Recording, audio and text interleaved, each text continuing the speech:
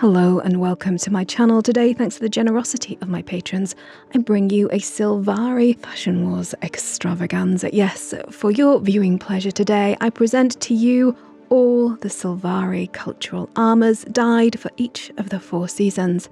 There are links below to the Guild Wars 2 wiki for the armours shown here, and the colour palettes for each set are displayed on screen if you want to try them out, as well as the hairstyles and their colours. Sadly, I only had enough transmutation charges to do the girls. I used over 90 for this video alone, so you're gonna have to wait a little while for the boys. So, my farming stress aside, naughty click that like button and let's jump into it, starting with the heavy sets and specifically the Arborist armour set. Autumn colours are the most beautiful, and here I have used Bloodstone Dark Violet, Midnight Bronze and Heirloom. Now I've hidden the helm, because I'm not a fan of it, and I have limited the colour palette to just 2 hues. Blue Sylvaris can be quite hard to colour match, but here I have used burgundy for her hair, and hopefully it does match with the armour and her skin tone.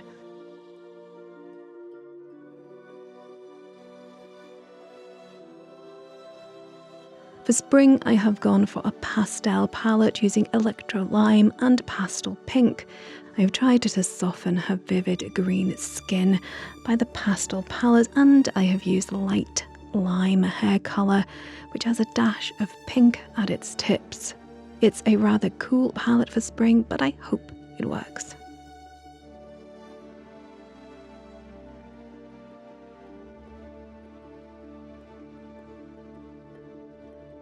I wanted the armour to look like flower petals for summer, using Sunfire Lava, Spring Green, Destroyer Orange with a splash of magenta on the chest. Her hair is a vivid golden hue with pink tips from the colour Sunlight.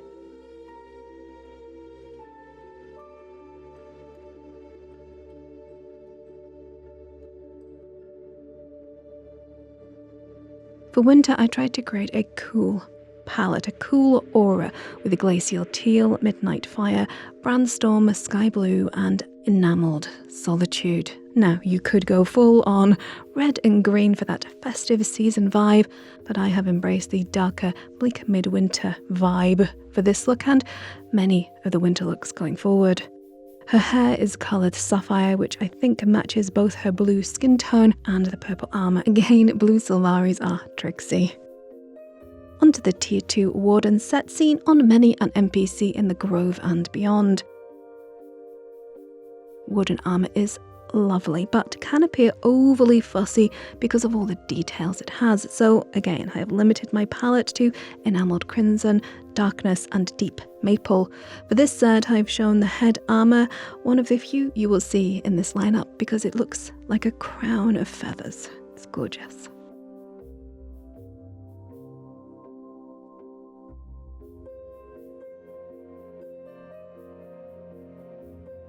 For spring, I've used Fresh Green, Sunfire Lava and Destroyer Orange for this vivid look.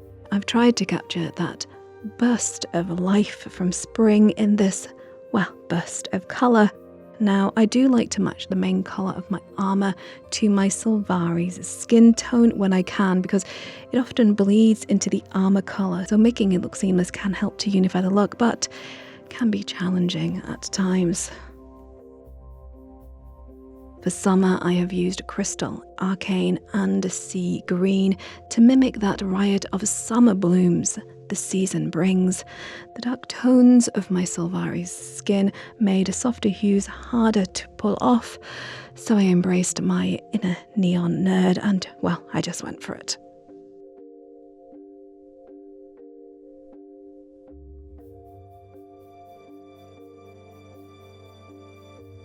Now, for winter, I have gone full on Ice of Night, or Night of Ice, to show off my Sylvari's blue skin. It can look very stunning with the right colours, I think. Now I have used Electro Blue, Stream and Frostbite Blue. This look is very on theme for the Icebrood saga and has a lot of old school charm, I think.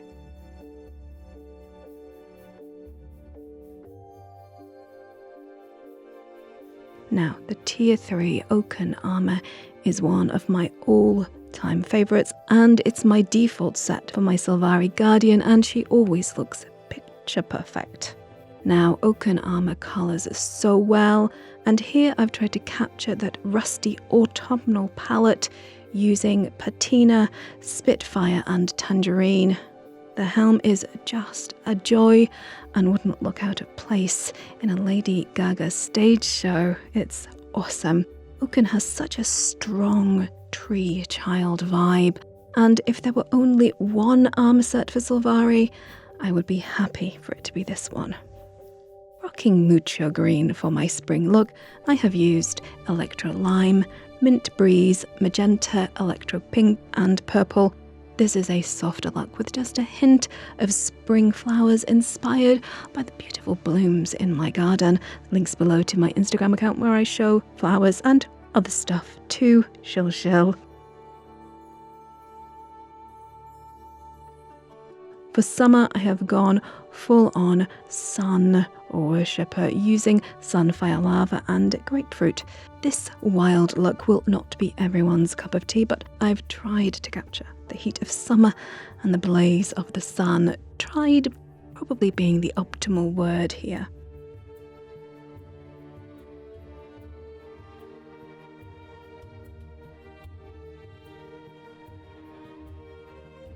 This winter look uses Frostbite Blue, Permafrost and Autumn Sky for a fairly on-the-nose palette of bitter midwinter. Oaken armors look so wonderful, almost regardless of the palette you use, from vivid hues to decayed tones and everything in between.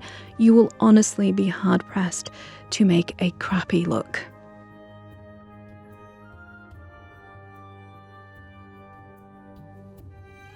Now onto the lighter armours, starting with Tier 1 Snapdragon, which is still one of my go-to sets for my Sylvari Elementalist. I have completely messed up the headgear for Snapdragon. Sorry, I only noticed in the editor and I have zero transmutation charges to fix the problem. So for the almost all Snapdragon Autumn set, I have used Limonite, Adobe Sunset, Harrowing Maroon and Sunfire Lava, which I think matches really well with my Sylvari's golden skin and mahogany hair. The spring palette uses Permafrost, Sunfire Lava and Arcane with the Celestial hair colour. Now it is a paler take on the spring theme, and I was thinking of the small white flowers which arrive just as winter gives way to new life. Dewdrops and crocuses are so lovely.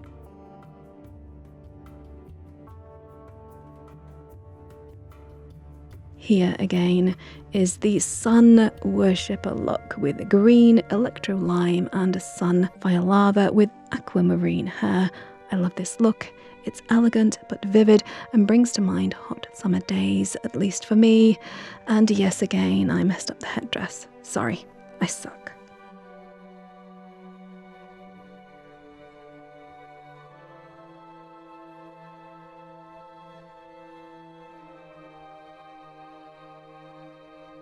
This is an extreme monochromatic palette using Permafrost, Ghost and Dry Silver dyes with burnished steel hair, matched with the palest of pale skin on my Elementalist. The look has an eerie, otherworldly feel to it. I think it still fits well in the winter category.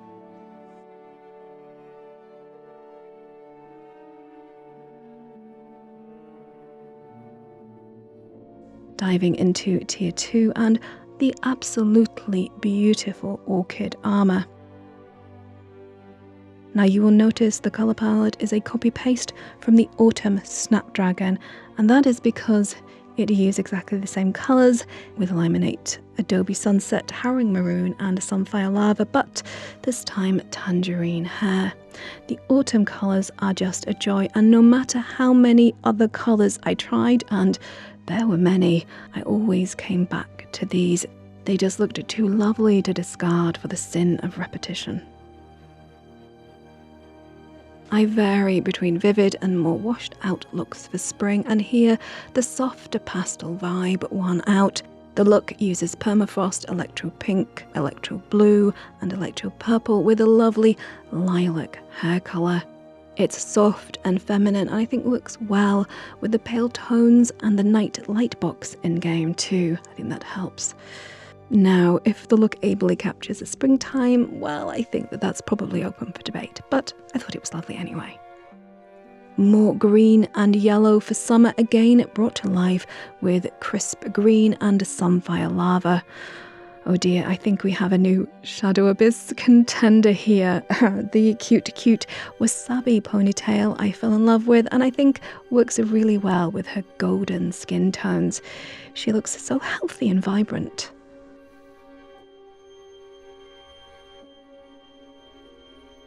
Ice blue and white are key colours for this winter look. It's softer and more welcoming than my other Death in Winter palettes. It uses electro blue and permafrost with celestial hair.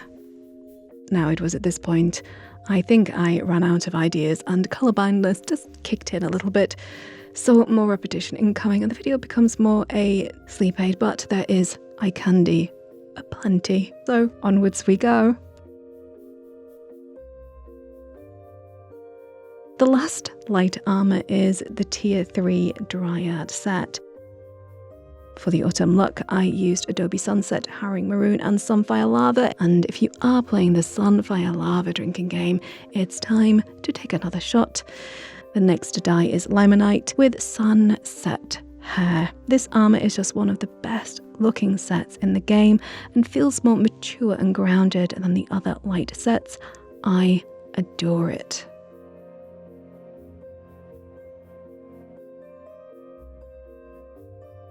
For spring, we have something new. Hooray, a tone change, because we are diving into the blue end of the colour palette with Blue Orchid and Scorched for this two-tone palette crowned with vivid cobalt hair. The look is striking, and where the orange bleeds into the blue, you get a wonderful purple tone. My Sylvari's dark green skin sets off the look and gives an intense, almost Yuletide feel to this spring creation. How springy it looks, well, that's open to debate. The summer and spring looks are almost interchangeable at this stage, but here I focused on purple with touches of orange and green using Arcane, Sunfire Lava and Destroyer Orange. You may want to switch to water now, with Dawn as the hair colour.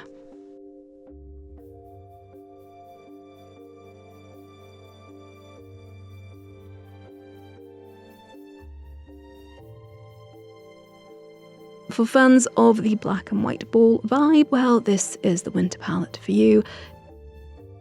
Darkness, tar and permafrost give this ghostly garb its edge, and it's finished off with black sea hair. She is a darker Dryad, a winter reaper, a member of the Nightmare Court.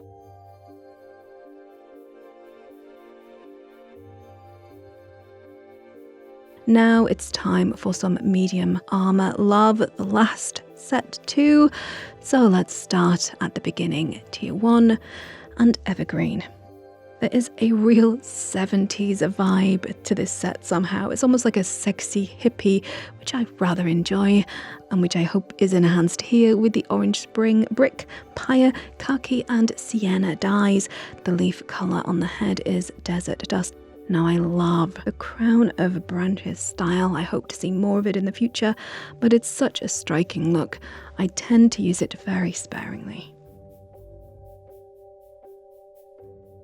For spring, I have embraced the rich greens of the season, kissed with a blush of pink on her shoulders, belt and hair. The dyes used are Cucumber, Limonite, Demure and Evergreen with Peach Sunset for her reed hairstyle.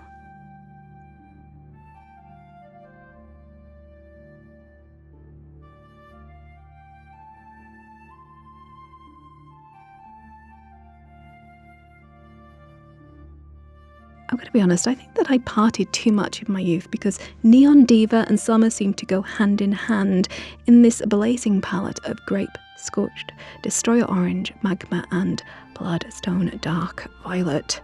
Her fiery locks are chilly red to crown off this over-the-top palette.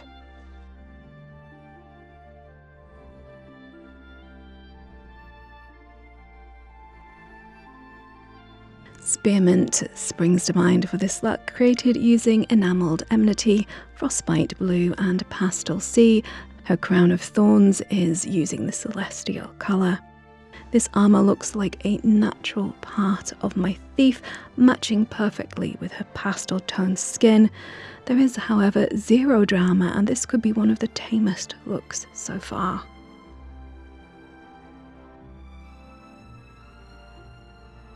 The Tier 2 Nightshade is up next, and holy shirt balls, this was a tough one to colour. For autumn, orange is the key colour, using the dyes autumn, appropriately, herring maroon and imperial gold. The hair is scarlet, and its tone matches well, or I hope it matches well, with her skin. This look took about 40 minutes of tinkering, I kid you not. Hiding that face hugger thing on her back is nigh on impossible, but I tried. Now spring is green, green, green, with just a kiss of colour, using lemette and papaya on the armour and cucumber for her cute pigtails. This simple look took the longest to create of all the armours so far. The chest piece does not dye the same as the rest of the armour pieces, which makes it a complete nightmare to match. Now, summer again was hard, and I ended up making a two-tone palette utilising really strong hues to overcome the armour's eccentricities. I was saved, or perhaps you think damned, by branded crystal and arcane with mulberry for her ponytail. Honestly, this set really kicked my derriere very hard.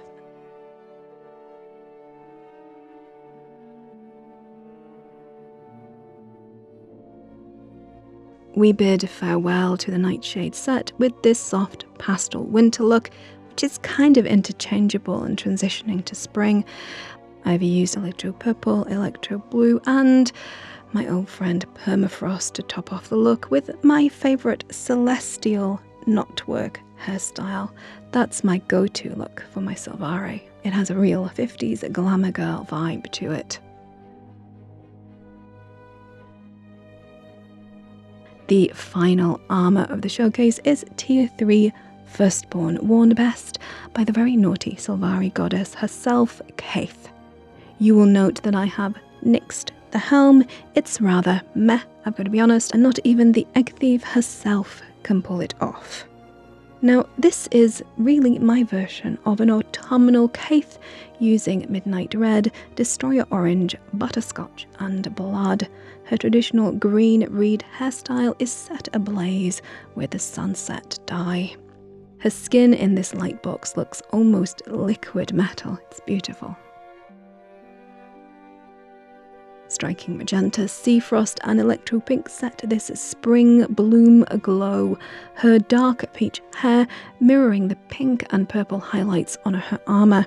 I love the patterns on this set and the different textures, from the waxy leaves of the shoulder piece to the almost satin look of her boot trims. The renderers have done an incredible job.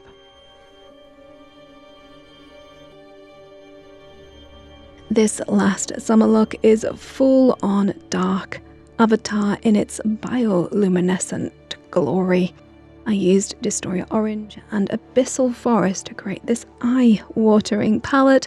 Her dark hair is seaweed green with the matching glow created by the Sylvari's own evening bioluminescence.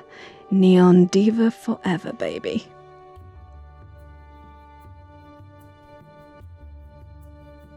We finish with a soft winter mint palette of pastel sea, electro blue and frostbite green. Her hair is a glorious celestial, and I think it is an elegant look to close our Sylvari seasonal extravaganza on. Confessions of a Fashion Wars addict. Starting out, I foolishly thought this would be an easy video to put together. Oh, how wrong I was. please forgive the repetitious palettes. I think I broke my brain a little bit doing this and trying to reinvent the wheel over and over again. Now, I honestly hope that I have succeeded in at least showcasing the extraordinary variety of colours in the game and what a difference they can make to your avatar's armour. Whether I've done the Four Seasons justice or not, well, that remains to be seen. Now, do share your colourful Sylvari creations with me here or at Crichton_Herald, and please let me know what your favourite colour palette armour combo was below. And whilst you're down there, please do like this video if indeed you did like it, share it if the spirit moves you, subscribe and ring that bell if you think I've earned it, and please do show some love to Cody, Kildare, Carb Molini, Jolly Joestar, Dark Reaver and all my wondrous, fantabulous Patreons, without whom I would be unable to dedicate the time and resources I do to my channel. I can never thank you all enough. If you would like to join them, there are links to my Patreon page below. And if you feel inspired to jump into Guild Wars 2 after all this gorgeous eye candy, there are referral links down there as well to the free-to-play game and the Path of Fire expansion, which now includes all the content from the Heart of Thorns expansion 2, thanks to the generosity of ArenaNet and their partner program, of whom I am a proud affiliate. Using any of these referral links directly supports my channel, but costs you not a penny more. Now, I hope you will come back and join me for more gaming goodness very soon. But until then, stay safe, stay awesome, and game on.